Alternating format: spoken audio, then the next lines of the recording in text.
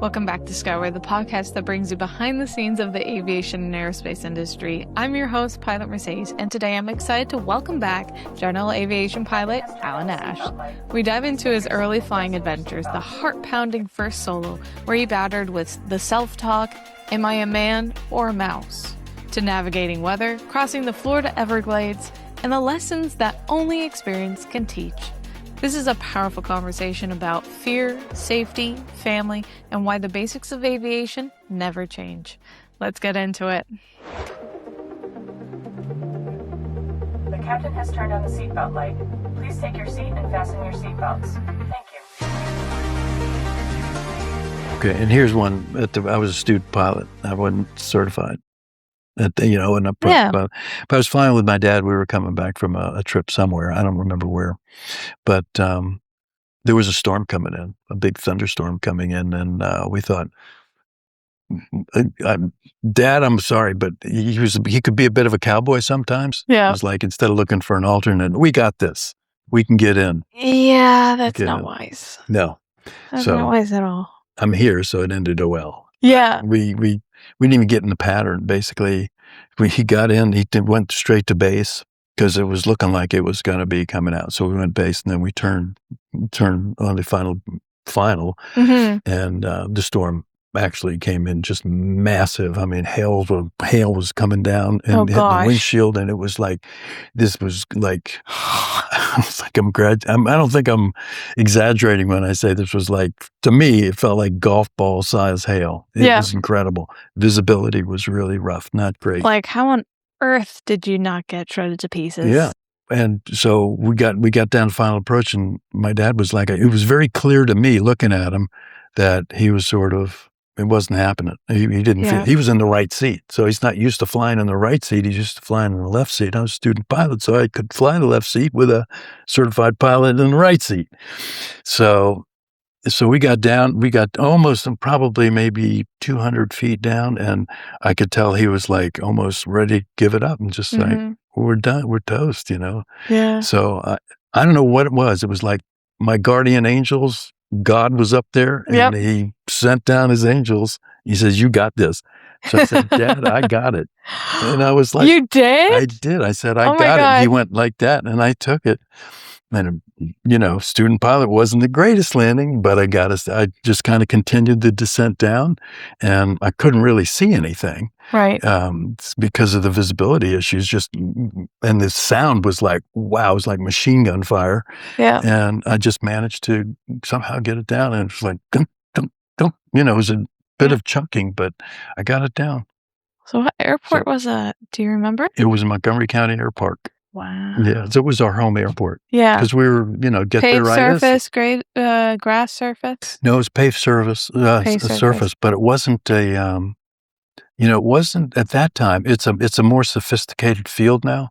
So we had Unicom. We didn't really have a tower. Right, so there was no tower. Yeah. There was no advisory or anything like that. Was probably up. Everybody else probably diverted who was coming.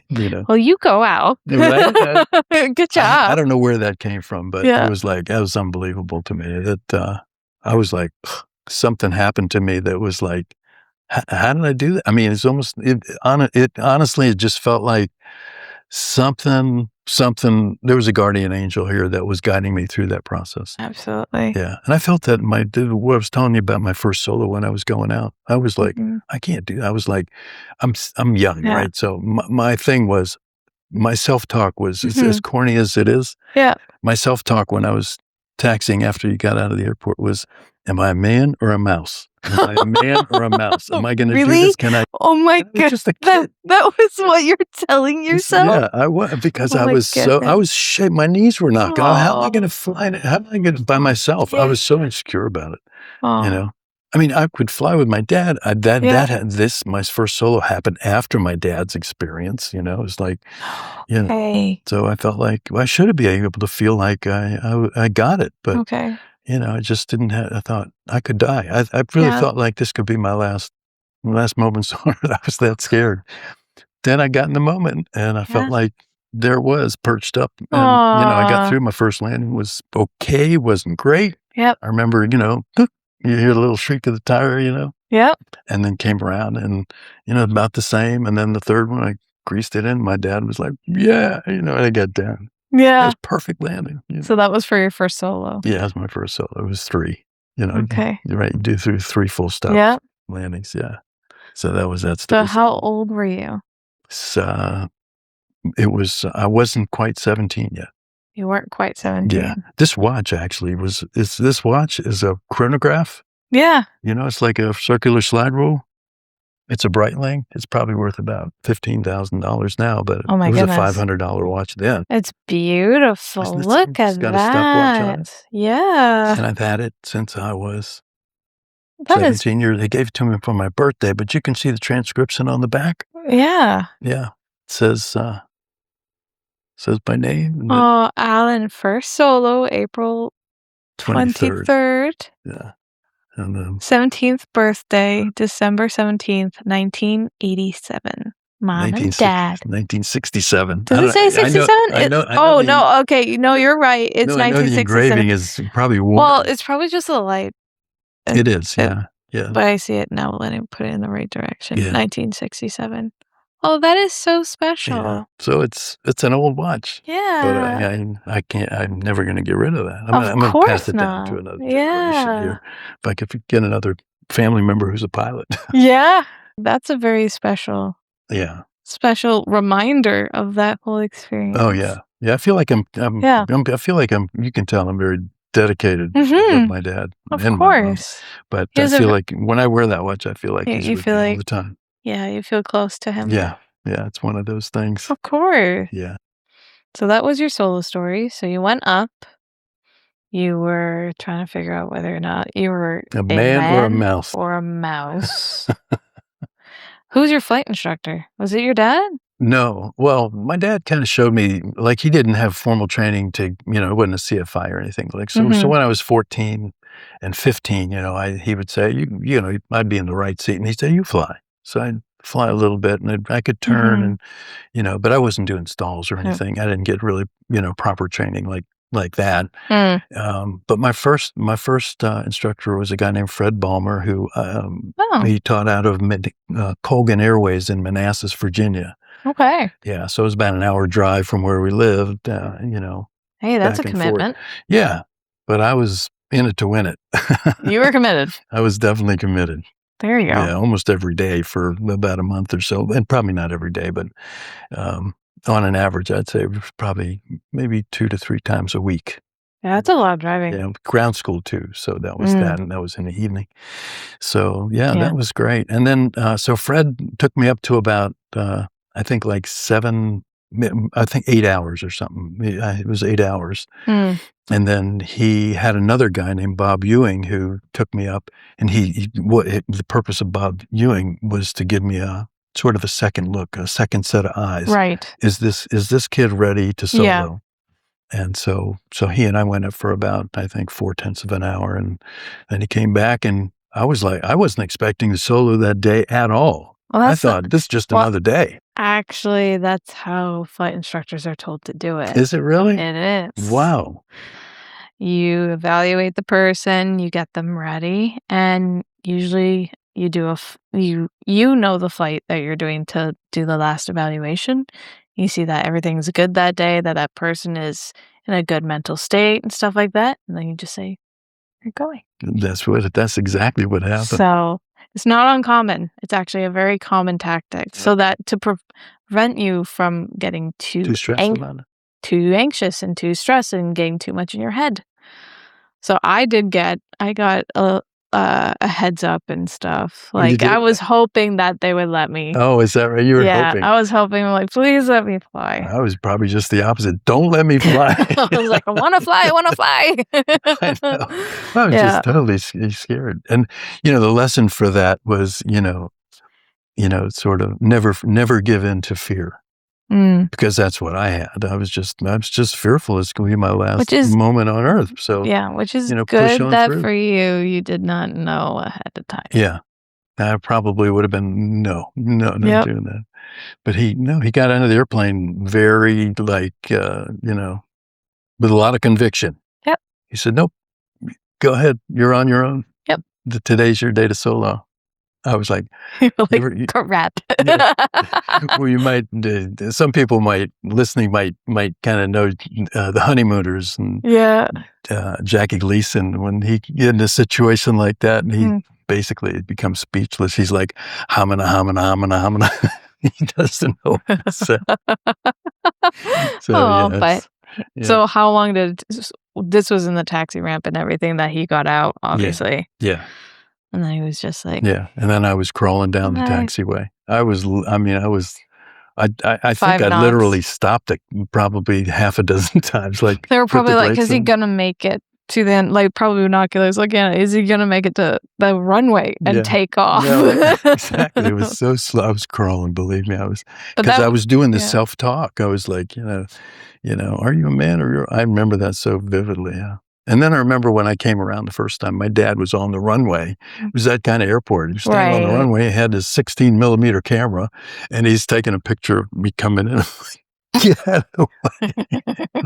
But that was him. He was just, he was, and after that, he would, like I mentioned before, he would tell, oh, my son just soloed, and, yeah, he was proud of me. So it's nice to have the pride of your parents. It's a absolutely nice feeling. Yeah. It is a very nice feeling. Yeah. Love you, Mom and Dad. Yep.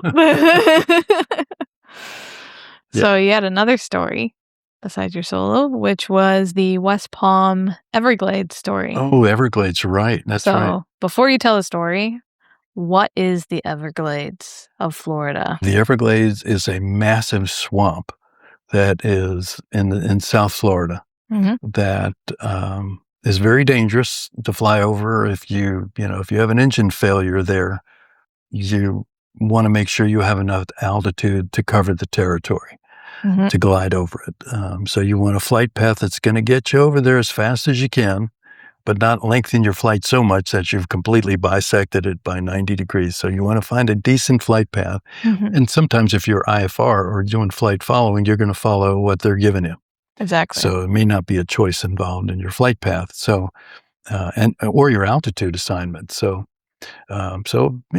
sometimes I would be a little bit nervous. You're flying a single engine airplane, and with an engine failure, you might have some trouble. So I would be happy when I got over the Everglades. Of course. Yeah, and I think you'd mentioned that there are some areas, probably areas all over the country and all over the world that have to deal with those kind of anomalies that you have to be really careful with. Like you mentioned, the Great Lakes. Yep, Great Lakes. We have a body of water. The Everglades are just another version of a body of water. It just has a little bit more shrubbery and animals in it, like alligators. Yes. And snakes. Right. And python snakes, like these guys will eat you for lunch and then go have a snack at 3:00. Yeah. So that's the Everglades. Now we set up the stage of what is the Everglades. Yeah. So now what is your story connected to West Palm and the Everglades? Well, just that I would fly there a lot because we had relatives. My sister lived in Hollywood, Florida, and Diana's sister lived in West Palm Beach. Okay. So we used to fly into the airports down there, Lantana and a couple of others that were down there that we could fly into. And we'd have to cross at some point, edge through the Everglades. And so I always, if I was VFR and I wasn't on a flight plan, I would make sure I had plenty of altitude to get across. Yeah. So on a hot, dense day, back to that story, I might be slowly climbing 200 feet, per minute, trying to get up to maybe a reasonable altitude that would, get me up over the Everglades. And when I did, it was phew. I'm glad we're through that. You survived another day flying through the Everglades. Exactly. I don't need to be that adventurous, to fly low flying, over any obstacle like that. No. Yeah. Yeah. There were nuclear power. There were a couple of nuclear plants that were down in that area. We had to be careful to navigate around. But if you're IFR flight following, they always navigated you around those areas too. Yeah, they're still there. They are. They are still there. You flew over them yourself, huh? Yeah. Yep, they're still there. You're probably going to be there a long time. Oh, absolutely. Did you ever fly over John Travolta's home? I did a few times. Yeah. Yeah.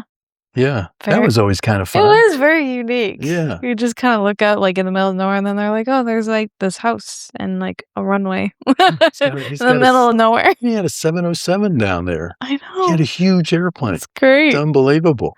Oh, yeah. It was part of flight training. We would do time building and stuff for commercial. Okay. So I was always, if you're going to Tampa, make sure you check out like this area and see if you can see his house. Yeah, absolutely. I'm sure that he had people circling all in. Probably it should be a restricted area with everybody wanting to do it. I know people that I would take up. We would fly south because it wasn't that far. It was just outside of Ocala. It was pretty close to Gainesville. It's a lot closer to Gainesville. Yeah, so I'd bring up people, and say, hey, you want to go see John Travolta's house? And it's like, yeah, let's do that. That sounds fun. Well, it's not too hard to spot. No, yeah, exactly. I don't think I would have landed there, but I'd be okay to circle. And yeah, I think it's near Lakeland or something like that. I think it's like in that kind of like northwestern area. It is. Yeah, I think it's a little bit east of Lakeland, but yeah, you're definitely on the right path there. Yeah. Yeah. Nice celebrity spot. Yes, that's right. That's right. Yeah. Yeah. Did you have any other stories, or did you want to highlight the different aircraft that you've flown? Oh, okay. Well, let's see. That's one of the things I would suggest, I think, to a pilot, to an aviation person who's just getting started, is have a purpose in your flight. Fly frequently. Fly recently. Don't let too much time pass, especially if you're taking lessons, because you're going to be learning the same lesson over and over again if you take a month to take your next lesson. And gosh, I'm drawing a blank on the most important one I was heading for, right? You were talking about the tips, right? Yeah, you were talking about tips. You wanted to talk about having a purpose. Different aircraft.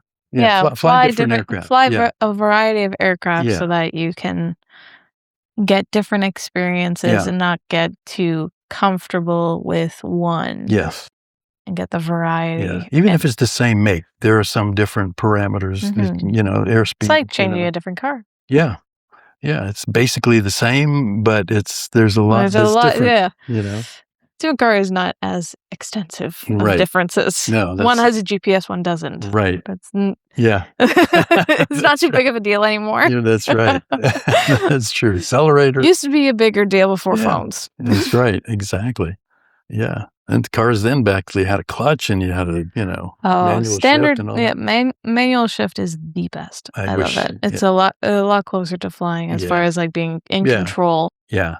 I love driving a manual shift. I regret the day they made those a little bit more difficult to get. I know.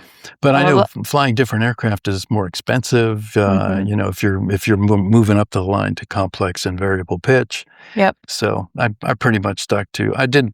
Let's see. I'll just kind of rattle off what I did fly. I guess I started with that tri-pacer that I didn't fly. I was a passenger. My dad was flying. It was a fabric airplane. It was 1964. Yeah. And it was like being a passenger in a kite. Which is crazy. It was fabric, right? Yeah. But it was controllable. It was loud. And it was crazy. Oh yeah, you didn't have noise canceling headphones back then. Oh no. Didn't think about that. We were yelling at each other. What? That's right. I can't hear you louder. Oh gosh. Yeah, and so then other Pipers were just the 140, the 180. That was the precursor to the Warrior and in the Archer. And then Cessnas were the 150, which was the precursor to the 152 and the Aerobat. And then the 172 and the 172 RG. And then a 210 Centurion. Retractable. Oh, wow. Yeah, that's fancy. That was fun. That was great. That was for commercial. And you said you flew a Mooney? And a Mooney Mark 21. Yeah, that was a great airplane. I think that was probably the fastest airplane I'd ever flown. It was a single engine complex. That's cool. That's very cool. Yeah, it was, and it looked so cool. It had a rudder that, most rudders are like that. Yeah. The rudder went up the opposite direction. Interesting. Yeah, some aerodynamically, it was like, it felt like you're flying a Corvette. Oh, wow. It had that feel. That's kind of fun. You're really snug in the cabin. It was tight, so tight to get in there, and all the controls were like, and then your other person's right here, usually you had a little bit. Snug up against you, basically. Exactly. I mean, there's nothing in between where you have the flaps usually or something. There was none of that. Oh, really? You had flaps, but they're on they're electric, or they had a wheel. Kind of like the Cessna. Yeah. Okay. Yeah. Interesting. Yeah. So, I think that was about it. Okay. Yeah. Well, thank you so much for coming up for Such another quick talk. Well, I look forward to all your podcasts. I'm really looking forward to seeing, other people down the road too. You're great. Oh, she's a great interviewer. You're a really good interviewer. Really good. I have a lot of fun. I have a lot of fun doing it, and I enjoy hearing the stories. Yeah, and a lot of the stuff I haven't thought about in years. So you kind of brought back. It's nice to bring them back. It is. And it's important not to lose them either. Yeah. Yeah, because really sometimes there's important lessons that were learned that maybe someone else doesn't have to learn the hard way. That's true. And these still apply. They're just good reminders of lessons learned previously that there's still just apply. More stuff to think about aerospace wise and stuff like that. Yeah. But principles are still there. Yeah. The basics are still the basics, Absolutely. They never change. Yeah.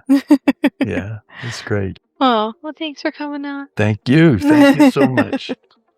That wraps up today's episode of Skyward with Alan Ash. A reminder that aviation is built on preparation, respect for risk, and the stories that shape us as pilots. If you enjoyed this episode, make sure to follow and rate Skyward on all listening platforms and watch the video version on YouTube. Share with a fellow aviator, student pilot, or anyone who enjoys aviation. I'm Pilot Mercedes. Thank you so much for listening, and I'll see you in the next episode.